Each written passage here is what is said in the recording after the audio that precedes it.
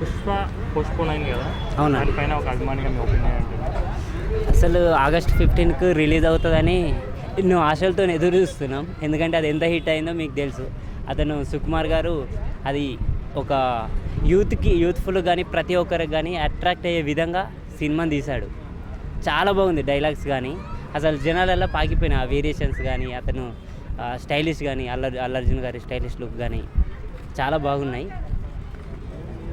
Okay, ఇంకా అంటే ఇప్పుడు పోస్ట్‌పోన్ అయ్యి డిసెంబర్ 6కి వచ్చింది కదా! అవునండి. సో ఎందుకు అనుకుంటారు?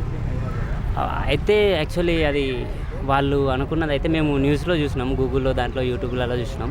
ఏమనంటే వాళ్ళు ఇంకా ఎడిటింగ్ కానీ ఇది పోస్ట్ ప్రొడక్షన్ అవ్వలేదు అని తెలుసుకున్నాం. సో దానివల్ల అయి ఉంటుంది మేబీ. ఎందుకంటే అది చాలా గ్రాండ్గా రిలీజ్ చేద్దామని చూస్తున్నారు కాబట్టి వరల్డ్ వైడ్గా దానికి కొంచెం రిస్క్ చేయాల్సి ఉంటుంది కంపల్సరీ. అది తప్పదు. సినిమాలో మీరు కూడా చేశారు కదా! ఏ డిపార్ట్మెంట్లో చేశారు? మేము డ్యాన్స్ డిపార్ట్మెంట్లో చేసామండి. మొన్ననే అయిపోయింది షూట్. సెట్లో అల్లు అర్జున్ గారు ఎలా ఉంటారండి? తను వస్తుంటే మాకే గూస్ బంప్స్ వస్తున్నాయి రియల్ లైఫ్లోనే. ఇంకా థియేటర్లో వస్తే ఇంకేమేమి వస్తాయో తెలియదండి.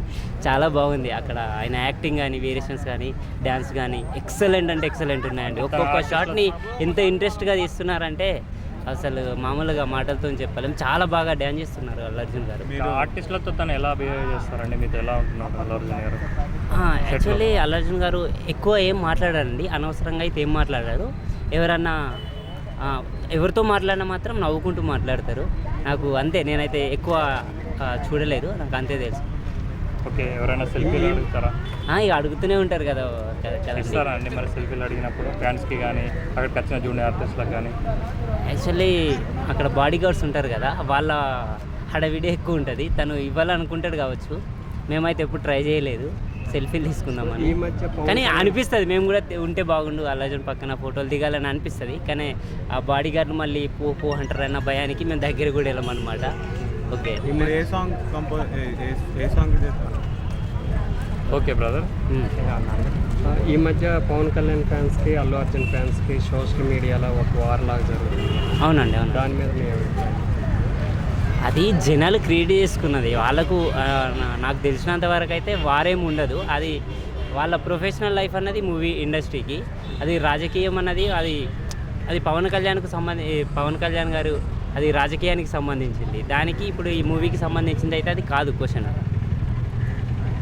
అతను అల్లు అర్జున్ వాళ్ళ ఫ్రెండ్ కోసం అని సపోర్ట్ చేద్దామని వెళ్ళారు తప్ప దాన్ని జనాలు ఎన్నో విధాలుగా అర్థం చేసుకుని ఇష్టం ఉన్నట్టు స్ప్రెడ్ చేస్తున్నారు. అది కరెక్ట్ కాదు. అనే వ్యక్తి అన్ఫాలో చేస్తారు కదా అల్లు అర్జున్ గారి యొక్క ట్విట్టర్లో అల్లు అర్జున్ గారిని. అవును, దానిపైన వాళ్ళ మధ్యలో వార్ అనేది నడుస్తుందని మనం అనుకోవచ్చా?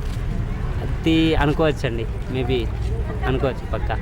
ఎందుకంటే ఇప్పుడు అదే సపోర్ట్ చేయలేదు కదా అన్నట్టు అనుకుంటారు కొందరు జనాలు. దానివల్ల అయి ఉంటుందని అంతే.